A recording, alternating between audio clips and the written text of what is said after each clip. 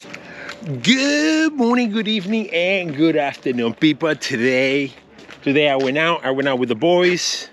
My kids, Seth came along because we wanted to see Elements lawn care and snow removal. See it? They're based in Madison, and man, let me tell you, talking about new shit, like when you go to a store and everything is like brand new. You say, oh, I want this. Oh, I want that. Oh shit, I want that one too. Oh man, no man, I want it. He has it. Even the two bags that he is organized inside. I'm gonna show you guys what he got. But people, he's running all four. Nobody's perfect. Nobody gonna run Ram just like me, because a real man drives Ram. Hopefully he watches this and he gets a couple of pointers from me, from Ram. But no, man, this is, I love it because all his equipment is nice and clean. And if you see him during the week and a work week, everything looks the same. Everything looks always new, everything looks, exactly how you see it right here. That's exactly how his equipment is in the summer. This is sick. Look at the setup that he has right here. He has a plow on this truck. And these are, I'm assuming these are switch and goes. I think almost all his trucks are switch and go, but this one is pretty sick. I think this is the one that he drives, his daily driver. But look at this shit. Garbage here, man, this guy is really set up. So today, he has an open house. He got a new shop, but it's super, super sick. And then he got the people from VSI over here. And he got Weber Landscaping. And he got Laos Landscaping over there. These people do their shit. They're big. They're bigger way than me. So I'm just a fish inside a big, humongous pond. But let me show you. Let me show you how you get in. You get inside to the door. And you got a mowers over there. You got food over there. Got over there the trucks. You got the skid steers. Telling you people, everything here, it almost looks brand new just for the fact that he takes care of all of it. You guys can see that. This is winter setup. These are all John Deere's. I think these two right here, those two big ones, are 74 horsepower. I'll ask him later. You guys can meet him. I like this thing. Magnetic. I think this is the 9000, if I'm not wrong. I have it too, but I have a different one too. But man, I'm telling you, it's not about me. This is about Elements. So in his helping house, he put a bouncy house over there. My kids were doing mess over here, so check this out.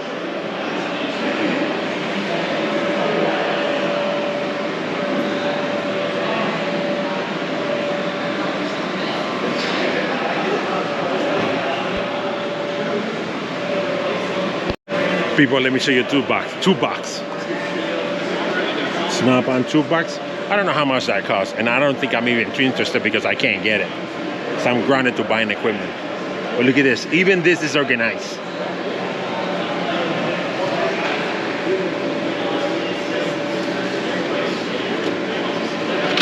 Super sick. And it lights up too. Look at this. Oh man. Super sick. Isn't it sick? Mm-hmm. Super sick. Now, let's go to the lawnmower part. Got the guys from here from Wisconsin. I got Tyler right here. I got Alex right here. What's your name again? Sawyer. I got Sawyer right here. Your name? Derek. Jared? Derek. Derek. His name is Derek. These are all for Wisconsin guys. But let me check this out. Right. We got 1, 2, 5 rights. Yeah. This is too good. And they are used already, people. These are all used. And mine look like that, but just the first day. Just for the fact that I paint them. But these are not painted. These are all how they look. Check this out.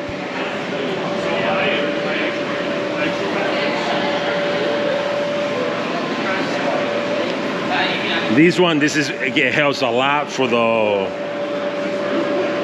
fall cleanups. And you guys know that I love this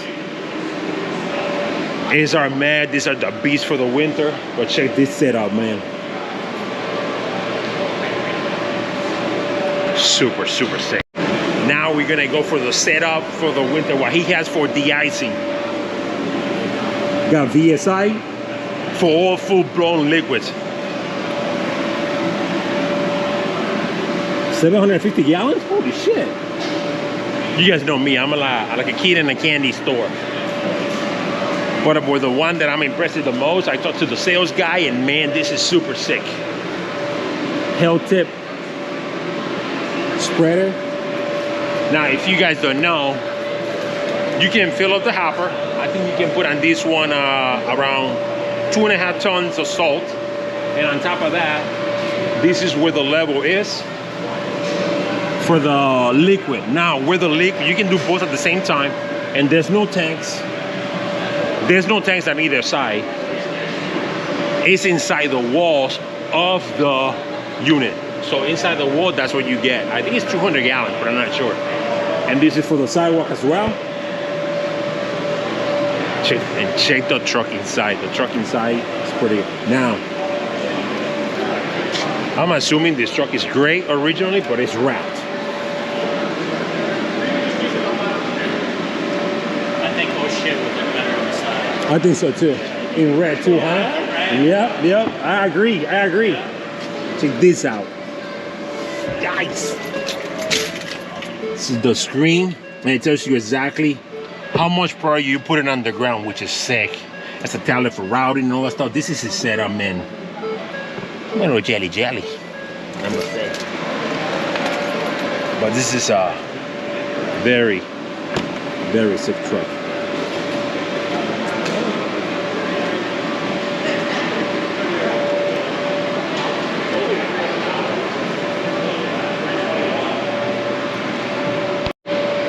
Alright, shit, people. Well, you guys are gonna meet Davin now.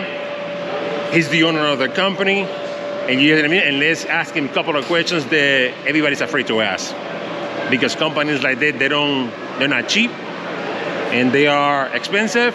But if you want to have a good company, you have to take an example by somebody. So let's ask along. So this is Davin. Davin, how are you? Good. Bell, thanks for coming today.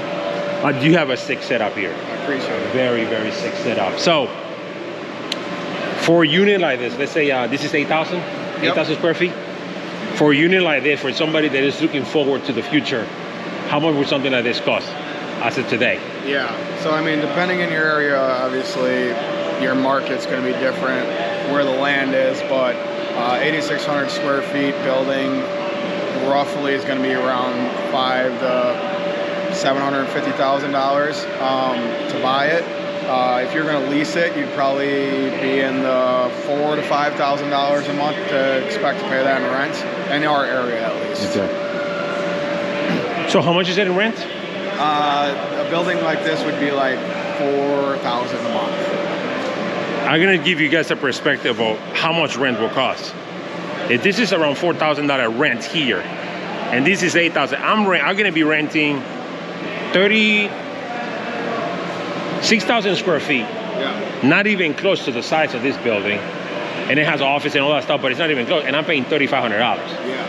It's a big difference. So depending on the market that you are, right, it's gonna change. Yeah. I have made guys that they pay, I don't know, maybe $2,000 for something similar to that in a different state. Right. So now you used to run pickup trucks for your winter. Yep. So for you do only winter, and summer, you do summer maintenance. Yep. Okay. That's exactly what I do. I do a little bit more, but I'm still not even close. So let's take an example for just one of his units, so at least you have an idea, you know, if you want to go into this kind of type of business or this type of setup. I'm still on trucks, and skid steer is a little bit more higher than where I am. So the unit by itself. Yeah, so this one is a 244L. This one was a reasonably priced one because it was back around COVID. That machine itself is $120,000. Wow. So, and then you add a plow like this on with a live edge. That's another $30,000 all set up. So like $150 for this machine. Wow. 150, which means if you want to make that type of money, you need to spend that type of money too. Wow. And this, you said that you got this one during COVID? Yeah. And so the price is down from COVID? Yeah, this is a similar machine. It's a 324. It weighs 2,000 pounds more. This we got this season. This one was 150 by itself. Wow. So those are kind of the price increases we're seeing post-COVID. So after COVID, nothing went down. It just went up. Way up. Yowza. And the plows average the same price too? Yeah, it was roughly the same price for the plow. So this one was about 30 as well. And these plow beds, this wing can go all the way back. Yep. And they can go all the way from. This is as straight as it goes. They can go all the way 180. Okay. Or they can go out this way at a 90. If you look at this one, you can kind of configure it. One way forward, one and way they back. Tilt too. The whole plow is tilts. Mobile angle. Yep. Wow. So, I mean, the big thing is, like, what I'm trying to do with having people here is, we've only been doing this 5 years. We've just kind of escalated it a little bit faster than most people would, but the way we did that is honestly like seasonal contracts. And not only seasonal contracts, but our contracts are long-term. So we don't sign one-year contracts, because when you're investing in a machine like this, you can't gamble on a season. I mean, we just came out of a pretty bad winter. Oh yeah. You can't just take a gamble and say, I hope I'm going to pay for this machine. So we do seasonal contracts and kind of divide that out by 3 years, and then we look at the cost of the machine over a 3, 4, 5 year period. And that way it looks, and it's so you try to put the inside the seasonal, you try to put the price of the machine 100%. throughout all those years. Yeah. So if it costs you 150, you try to put the 150 in 5 years. Contract, yeah. So the way you can, sell it to your customers to get those longer contracts is, okay, do you want a 3-year price or do you want a 5-year price? And now they're paying, it's lower cost for them because they're paying for that machine over 5 years versus 3. So they'll really start looking at that longer term contracts with you, which covers you. You got a machine that's getting paid for, and now you take this machine off that site, move it to a different site, and that you're just making money now. They're already paying. This person's already paying that machine. But your customer's paying for the machine. Correct. Pretty much. But it's not just because one person is paying for it, you're not just telling them, I'm only going to use this here. That's completely your call. So as soon as you start pulling on other sites, and I know you have a dense route, and that's just money in your pocket at that point. So that's a very good point. Because typically when we do contracts, we do them for a year, or we never consider the price of the machine and who's going to pay for that. Yeah, exactly. So it's like literally they're doing the loan for you. With you. Put it that way. Awesome. This is very, very useful information. Just for the fact that nobody asked. For me, for learning, I had to ask other people, and not everybody's willing to say it. Yeah. It's, no, you want to say, good luck with that. Yeah. But awesome. Well, guys, this is Davin. Thank you for having an open house. I really appreciate. I learned a lot, just for the fact that it inspires, dude. It really does. Yeah. I've been in the business for 10 years, and I don't know if I'm more conservative because I have a whole full-blown family, 4 kids to feed. It's like a tribe. Yeah, that's a good point. Like, you can't compare yourself to everybody. I mean, I only have 1 kid and she's only 2, so my priorities are a lot different. And I'll take way bigger risks than probably what you would take with having that many kids. So like in 5 years, when I have 2 to 3 kids, I'm gonna have to look at the decisions and purchases we make way different. I'm in full like grow mode, and with that comes huge risks that I take. Even having contracts and all that, having this much machinery sit around is still a big risk. Yeah, because as of right now, I'm not even thinking. At one point, I wanted to have a shop in 10,000 square feet, basement, so I can run each season on each floor. That's how crazy I was, but now I'm 50. Yeah. I'm not even thinking about that. I just thinking that, can I make $1 million before I retire? Like before I start stepping back out of my business, instead of growing it that high. I think because once I get to that point, I can say, somebody else can run it.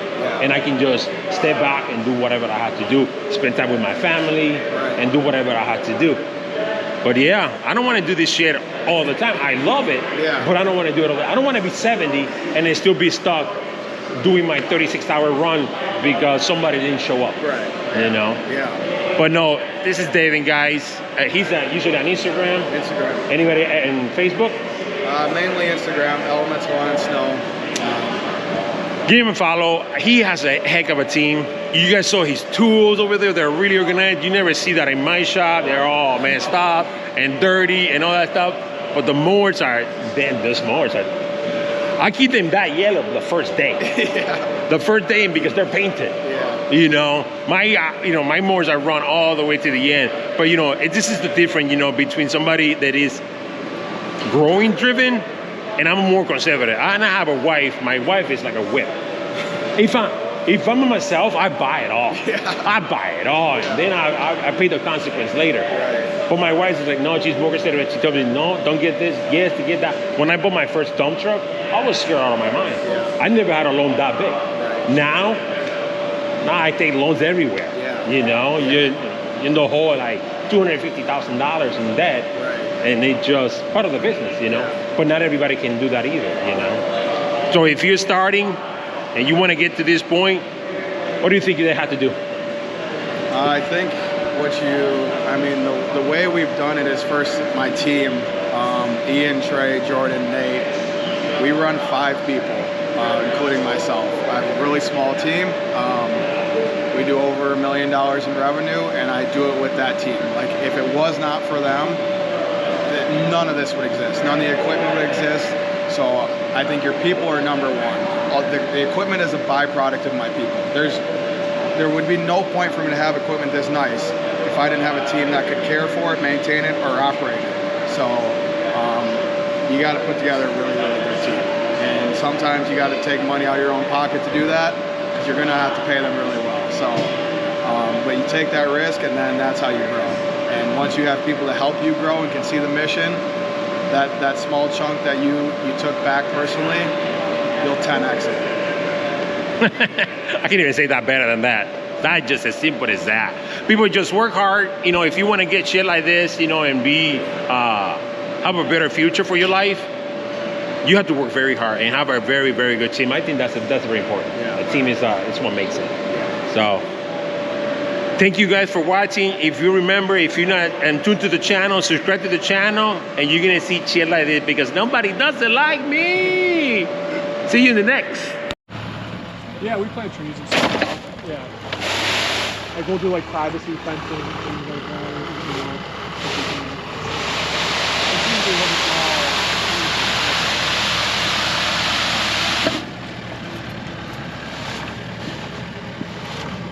Yeah, I think he's better than you about. I think so too, man. No joke. No jokes around.